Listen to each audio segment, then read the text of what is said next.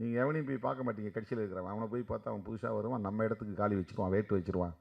அவன் வந்தான் அவனை புதுசாக எங்கே ரஜினிகாந்த் பிடிச்ச கட்சியில் வந்து சேர்றாரா, அவரை சேர விடாமல் தடுக்கிறதுக்கு என்ன வழின்னு பார்ப்பான் அரசியல் கட்சியில். அவர் தனியாகவே கட்சி நடத்தி அங்கெல்லாம் போகாத, அந்த கட்சியெல்லாம் சரியான கட்சியாக இருக்காது. யாராவது புதுசாக ஒருத்தர் வந்தாங்கன்னா சேர்க்க விட மாட்டான். இவனே உள்ளே இருக்கிறவனையும் சொல்லுவான், ஏங்க இந்த கட்சிக்கு நாங்களே வந்துக்கிட்டு இங்கே படாத பாடுபட்டு கிடக்குறோம், நீங்கள் ஏங்க கட்சிக்கு வரீங்கம்பான். உங்களுக்கெல்லாம் மரியாதை இருக்காதுங்க வந்தாம்பான். பெண்கள் வந்து சேர்ந்தாங்கன்னா இங்கெல்லாம் பெண்களுக்கெல்லாம் மரியாதை இருக்காதுங்க, ஏங்க வந்து அரசியலுக்கெல்லாம் வரீங்கம்பான். ஏன்னா அது வந்து அவங்க மேலே இருக்கக்கூடிய நலன் கிடையாது, இவனுடைய பதவி.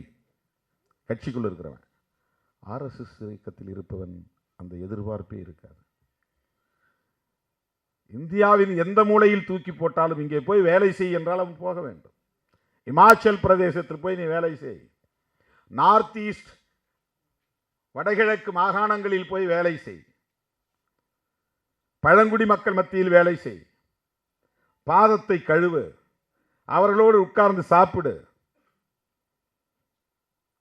அவர்களுக்கு கழிப்பறை கட்டி கொடு, அவர்களுக்கு கரும்பலகை வைத்துத்தா, அவர்களுக்கு ஜெய் ஸ்ரீராம் சொல்லிக் கொடு, அவர்களின் பிள்ளைகளை அழைத்து கொண்டு போய் அதிகாலை வேளையில் 4:30 மணிக்கு முதல் முகூர்த்தத்தில் எழுப்பி அழைத்து கொண்டு போய் ட்ரில் கொடு, ஷாக்கா பயிற்சி, லெஃப்ட் ரைட், கீழே குனி, நிமிர்ந்து நில், வளைந்து நில், ஷாக்கா பயிற்சி கொடு.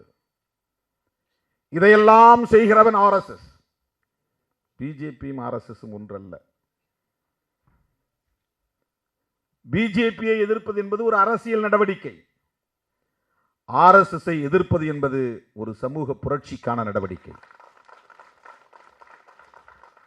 ஒரு சமூக மாற்றத்திற்கான நடவடிக்கை, ஒரு தொலைநோக்கு பார்வையுடன் கூடிய நடவடிக்கை, ஒரு சமூக பொறுப்புணர்வுடன் கூடிய நடவடிக்கை. அது ஒரு சோஷியல் ரெஸ்பான்சிபிலிட்டி, சமூக பொறுப்புணர்வுடன் கூடிய நடவடிக்கை. இந்தியாவிலேயே எனக்கு தெரிந்து முதல் முறையாக மூக்கறுப்பட்டது தமிழ்நாட்டில் மட்டும்தான். வேறு எந்த மாநிலத்திலும் ஆர்எஸ்எஸ் இயக்கத்திற்கு இவ்வளவு பெரிய எதிர்ப்பு இல்லை.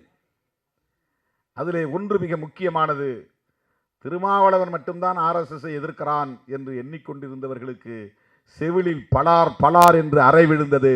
திருமாவளவன் மட்டுமல்லப்பா, 80 இயக்கங்கள் இதை எதிர்க்கிறார்கள் என்ற வரலாற்று பதிவு உருவானது. 80க்கும் மேற்பட்ட இயக்கங்கள், அதில் 24 அரசியல் கட்சிகள், தேர்தலில் நிற்காத அமைப்புகள், ஜனநாயக அமைப்புகள், சுற்றுச்சூழல் அமைப்புகள், மகளிர் அமைப்புகள், மனித உரிமை அமைப்புகள், பண்பாட்டு அமைப்புகள், மொழிவழி தேசிய அமைப்புகள், 80க்கும் மேற்பட்ட அமைப்புகள். இப்படி ஒரு பரிமாணம் வேறு எந்த மாநிலத்திலும் இருந்திருக்காது. ஆர்எஸ்எஸ் எதிர்ப்பு பரிமாணம் என்பது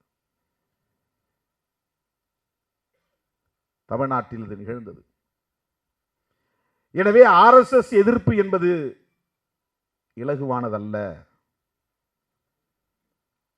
கடினமானது என்பதை விட கொள்கை புரிதலோடு நிகழ்த்துகிற சவாலானது. இது ஒரு சேலஞ்ச்.